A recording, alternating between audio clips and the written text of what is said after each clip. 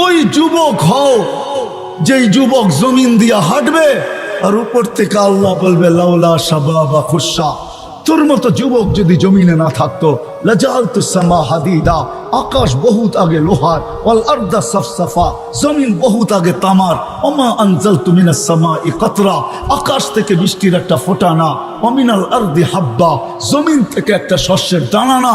বাল আনজালতু আলাইহিমুল আযাবা সাব্বা, একের পর এক আযাব দিয়ে আমি ধ্বংস করে দিতাম। কিন্তু যুবক তোর জন্য কিচ্ছু পারি না। 60-70 বছরের জীবন, এই উম্মতকে 60-70ও দেন নাই। যদি সে বাঁচবে 60-70, কিন্তু পুরাটার মূল্যায়ন তো আমাদের উপরে বাধ্যতামূলক করেন নাই। বালেগ হওয়া পর্যন্ত 15 বছর তো নিজেই মাফ করে দিয়েছেন, এটা কারো কাছে জিজ্ঞাসা করা হবে না। যে জন্মলগ্ন থেকে বালেগ হওয়া পর্যন্ত, প্রাপ্তবয়স্ক হওয়া পর্যন্ত তুমি কি করছো, এটা কেউ কাউকে জিজ্ঞাসা করবে না। 15 বছর মাফ। ঘুমের ভিতরে যতটুকু সময় কাটছে এটাও মাপ। হাতে রয়ে গেল অল্প, সামান্য সময়ের মূল্যায়ন করতে হবে। যদি মূল্যায়ন করতে পারি, যুবক যদি যৌবনের মূল্যায়ন করতে পারে, নারী যদি নারীত্বের মূল্যায়ন করতে পারে, টাকাওয়ালা যদি টাকার মূল্যায়ন করতে পারে, ধনী যদি ধনের মূল্যায়ন করতে পারে, নাইলে এই কথা কিতাবে কেন লেখা হতো? ফুযাইল ইবনে ইয়াজ রহমতুল্লাহ আলাইহি কেন লিখতেন বা কেনই বা বলতেন লুকমাতুন ফি বাতনিন জায়ে?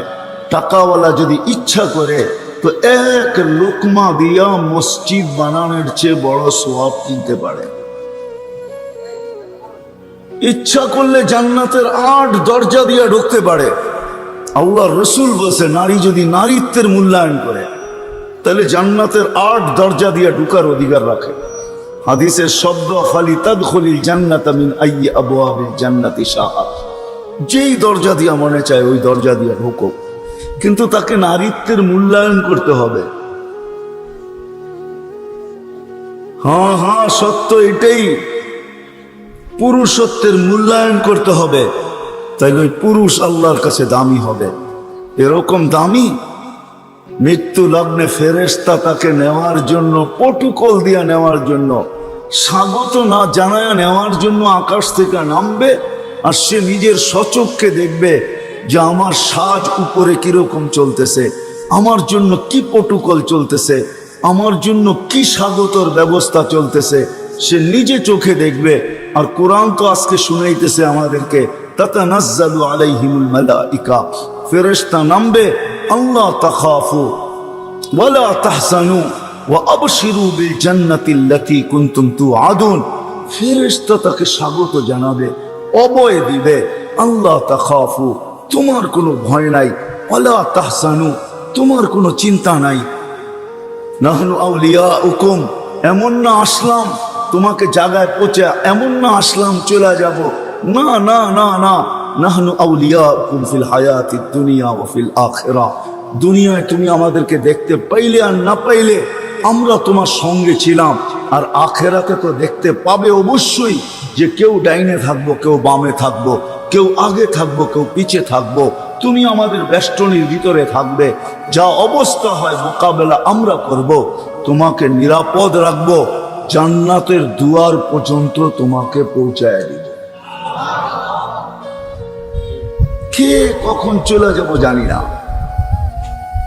স্লোগানে বিশ্বাসী আপনি হইতে পারেন, নরসিংদীর মানুষ স্লোগান দিতে পারে যে আমার জীবন আমি কাটাবো, যেমন খুশি তেমন কাটাবো। আমিও বলি আপনি স্লোগান দিতে পারেন, কিন্তু বেশি দিন না। গায়ে লেখা আছে সীমা রেখা, আসতে দেরি, উঠাইতে দেরি করবে না। আপনি বলবেন প্রযুক্তি দিয়ে আমি প্রতিরোধ করব, প্রযুক্তি দিয়া তো 1400 বছর আগে বলে দিয়েছেন ওলাউফি বুরুজি মুশাইয়্যিদা। যদিও উলামায়ে কেরাম এটার তর্জমা করেন লোহার বক্সের ভিতরে থাকলো তোমাকে উঠায় নিয়ে নিব, আমি তর্জমা করি এটার যে সারা দুনিয়ার প্রযুক্তিও যদি তুমি প্রতিরোধে ব্যবহার করো, তাই পরও তোমাকে উঠায় নিব, তোমার প্রতিরোধ প্রযুক্তি খবরই পাবে না তোমাকে কখন উঠায় নিয়ে আনলাম। তোমার প্রযুক্তি সব চলমান থাকবে, কিন্তু জানবে না আমরা অপারেশন চালাইলাম কখন, আর তোমাকে উঠাইলাম কখন? মেশিন পর্যন্ত খবর পাবে না, আমরা ওকে পর্যন্ত সিগন্যাল দিব না, আমরা তো যাবো উঠায় নিয়ে চলে আসবো। সত্য এটাই, বিদায় চলে যাব। ওটা চিরস্থায়ী, এটা ক্ষণস্থায়ী। বিবেকটা এই জন্যই দিছিলেন, এত দামি জিনিসটা এখানে পুশ করছেন এই জন্যই কিতাবে পাওয়া যায়। আল্লাহ আকলকে বানায়া হুকুম দিছিলেন, আকবিল, আগে যা। তো আগে চলতে শুরু করছে, বলছে আদবির, পিছে যা। তো পিছে আসতে শুরু করছেন, যা হুকুম দিতে ছিল তা মানতে ছিল। তো আল্লাহ নিজেই বলছেন, মা খলাকতু আতিয়াবু মিনকা, তোর চেয়ে উত্তম কিছু আমি বানাই নাই, তোর চেয়ে দামি কিছু আমি বানাই নাই। বিকা উহাসিব, তোর দ্বারাই আমি মানুষের হিসাব নিব। বিকা উআকিব, তোর মাধ্যমে আমি শাস্তি দিব। ও বিকা উজার, তোর মাধ্যমে আমি পুরস্কারের মালা পরাব। ওই বিবেকটা আল্লাহ এই জন্যই দিছিলেন, বুদ্ধিটা এই জন্যই দিছিলেন,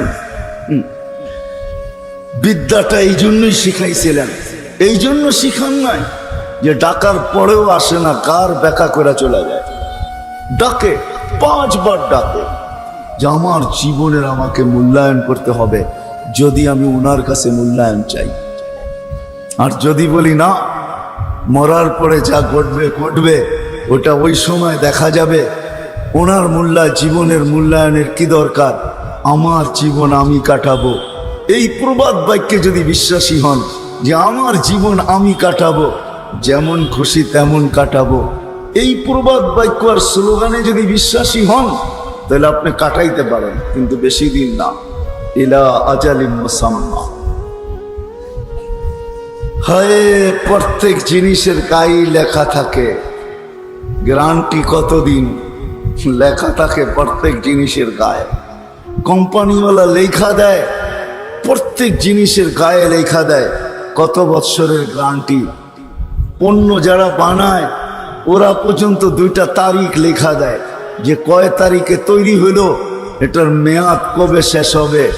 পাওয়ারুটিওয়ালারা পর্যন্ত লেখা দেয় যে 24 ঘন্টার 3 দিনের 72 ঘন্টার পরে এই পাওয়ারুটি ঠিক থাকবে না, এটা নষ্ট হয়ে যাবে। সব জিনিসের গায়ে তো লেখা থাকে, কিন্তু সৃষ্টির সেরা মানুষটা, ওর গায়েও লেখা আছে কিন্তু দেখা যায় না। লাউড স্পিকার দিয়া ডাকে। আগে তো মুখেই আজান হইতো, লাউড স্পিকার ছোটবেলা দেখি নাই। এখন তো লাউড স্পিকার ছাড়া আজানই হয় না। মুখে আজান দিল আঙ্গুল উঠায়, কি হইলো এদের, মুখে কেন আজান দেয়, লাউড স্পিকার কোথায়?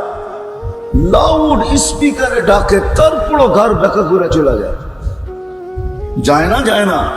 কয়জন মসজিদে আসে? এই মজলিসে এখনো আছে, মাগরিবের নামাজ পড়ে নাই, ওয়াজ শুনতে চলে আসছে। আমি হাত উঠাইতে বলবো না। আল্লাহ ডাকছে, তারপরও যায় না। অথচ বিবেক দিছিলেন এই জন্য, বুদ্ধি দিছিলেন এই জন্য, বিদ্যা দিছিলেন এই জন্য, অস্তিত্ব দিছিলেন এই জন্য, সাজাইছেন এই জন্য।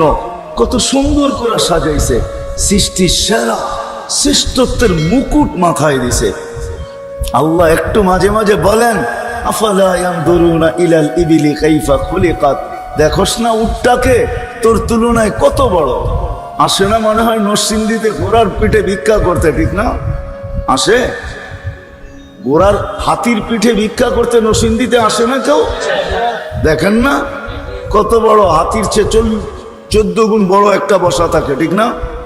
হাসির তুলনায় কতটুকু ছোট একটা বাচ্চা বসা থাকে, ঠিক না?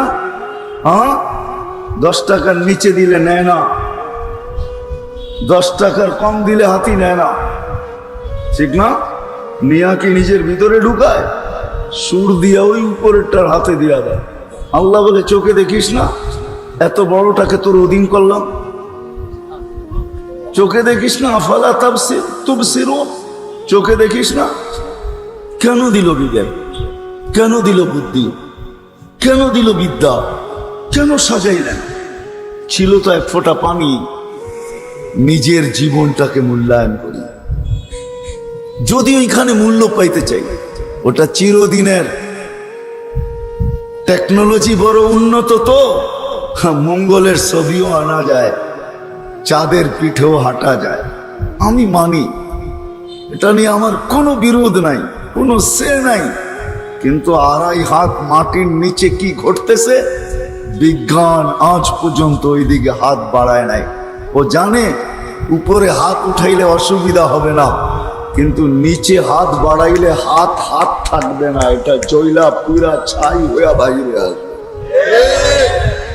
এই জন্য 2.5 হাত নিচে কি হয় এটা নিয়ে বিজ্ঞানের কোনো মাথা ব্যথা নাই, নাই, পারবেই না, এটা সম্ভবই না।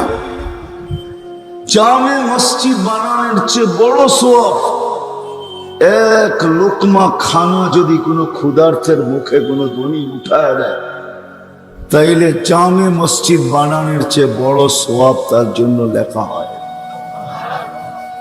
বিশ্বাস হয় না? হাদিসে কুদসি আছে, কোন ব্যক্তিকে কিয়ামতের দিন ডাইকা আল্লাহ জিজ্ঞাসা করবে, কুনতু জাইআন, আমি ক্ষুধার্ত ছিলাম, ফামা আতআমতানি, তুমি আমাকে খাওয়াও নাই। তো সেই ব্যক্তি বলবে, আল্লাহ আমি ছিলাম জমিনে, আপনি ছিলেন আকাশে, আপনাকে আমি খাওয়াবো তো খাওয়াবো কি করে? কি করে খাওয়ানো সম্ভব? আমার কি করে সম্ভব ছিল আমি খাওয়াবো আপনাকে? আপনি আকাশে, আমি জমিন করবে। তোমার কাছে গেছিল ক্ষুধার্ত, হাত বাড়াইছিল, বলছিল এক লোকমা খাওয়া দেওয়ার জন্য, তুমি যদি তাকে খাওয়াইতে তাহলে আমাকে খাওয়ানো হতো, আজকে বিনিময়ে আমি তোমাকে এই জান্নাত দিতাম। উঠান কিতাবে লেখা আছে। মানুষ হিসাবে প্রত্যেক মানুষের একটা জিনিস ভাবা উচিত, টেকনোলজির যুগ হিসাবে চতুর্দিকে টেকনোলজির ছড়াছড়ি, প্রযুক্তির ছড়াছড়ি। টেকনোলজি এবং প্রযুক্তির দিকে তাকায় মানুষের একটা জিনিস, যে নিজেকে মানুষ ভাবে, তার একটা জিনিস চিন্তা করা উচিত,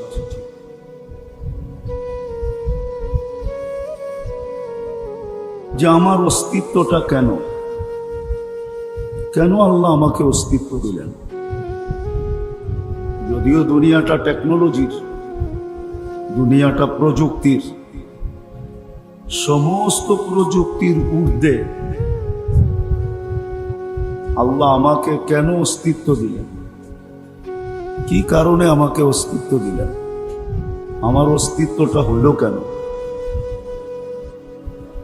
এটা প্রত্যেকটা মানুষের ভাবা উচিত। আর ভাবনাই কিন্তু মানুষের ভিতরে বিকাশ আনে। আবার টাকা বিকাশ করে মনে করেন না, মানুষের ভিতরে বিকাশ ঘটায় কিন্তু ভাবনা। দুই একটা উদাহরণ দিলে হয়তো বোঝা যাবে। মানুষ পাখিকে উঠতে দেখছে, ভাবতে শুরু করছে যে আমরা কিভাবে পাখির মতো উঠতে পারি। তো আল্লাহ ভাবনার বিকাশ ঘটায় দিচ্ছেন, প্লেনের অস্তিত্ব আসছে, হাওয়াই জাহাজের অস্তিত্ব আসছে।